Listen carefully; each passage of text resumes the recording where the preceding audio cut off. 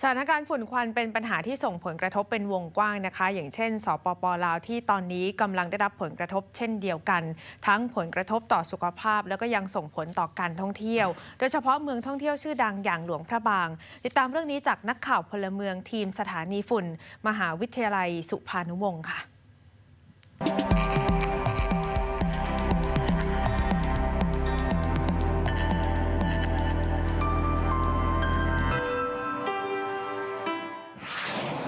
หลวงพระบางก่อนนี้บ่พ้นกับสภาพบั่นห้าของฝุ่นควัน PM 2.5 ที่ปกคลุมบดบังทัศนวิสัยการเบิงเห็นจากเมืองที่หลายคนมักมาพักพรมาสัมผัสกับบรรยากาศอันสดชื่นแต่กลับกันหลวงพระบางผัดเต็มไปด้วยฝุ่นควันที่แน่นหนาอีกหนึ่งเสียงของแม่ค้าที่ค่ายเครื่องอยู่ถึงภูซี่ก็ได้บอกว่าในช่วงเดือนมีนานี้เห็นได้ว่านักท่องเที่ยวบ่นิยมขึ้นมาที่ถึงภูซี่เท่าใดส่วนหนึ่งก็เป็นย้อนหมอกควันที่บดบังทัศนียภาพเพราะว่าช่วงนี้มันแคบมันจะเริ่มบ่มีแล้วเพราะว่ามันอากาศเป็นเดี๋ยวนี้เราต่างประเทศเขาจะบ่มักช่วงแล้วปีใหม่สงกรานต์ไปแล้วก็เริ่มไปแล้วเขาจะก็เริ่มมาช่วงนี้มันจะบ่มีปานใด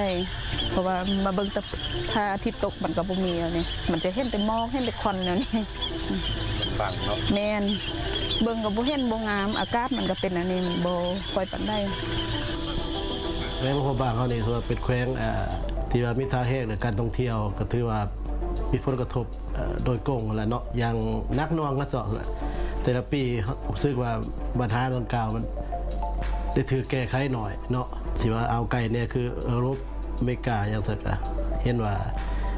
มีการรวบรวมจำนวนหนึ่งแล้วก็จำนวนนักท่องเที่ยวที่ว่าเขาจะฮู้เรื่องได้อ่านเกี่ยวกับปัญหาดังกล่าวกันบ่อยากเลือกมาในส่วนเดือนดังกล่าวเนาะฉะนั้นถ้าเฮามาร่วมมือกันเฮ็ดแนวใดให้ขี้เหงื่อมันลดน้อยลงเนาะข้าพเจ้าคิดว่าเป็นการแก้ไขในระดับหนึ่งเนาะและอันที่2สาเหตุที่2ที่ว่าเหตุให้ฝุ่นควันนี่เกิดขึ้นนี่ก็ย้อนเรื่องการทำมาหากินของประชาชนเนาะอันนี้ก็สิเป็นปัญหาที่ว่าแก้ไขยากอยู่แต่ว่าหากเขาเอาใจใส่ลงลึกหาวิธีช่วยประชาชนที่ว่าเขาจะปลูกเขาเฮ็ดให้อย่างต่างๆว่าเฮ็ดแนวใดมีวิธีแนวใดที่ว่ามันดีกว่าเนาะจูดก็จูดเผาในวงแคบหรือว่า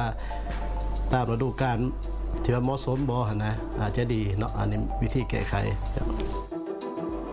หากทุกคนในสังคมพร้อมกันตื่นตัวหันมาเบิงเห็นความสำคัญทางด้านสิ่งแวดล้อมสร้างสิ่งแวดล้อมให้เป็นมิตรกับชีวิตต่อกับลมหายใจอย่าปล่อยให้มันเป็นเรื่องที่เบิงเป็นเพียงความชินเคยเท่านั้นจนเฮ็ดให้ภัยเงียบเหล่านี้คอยกัดกินเห่าไปเทื่อละเล็กเทื่อละน้อยจนบ่สามารถควบคุมมันได้ในที่สุด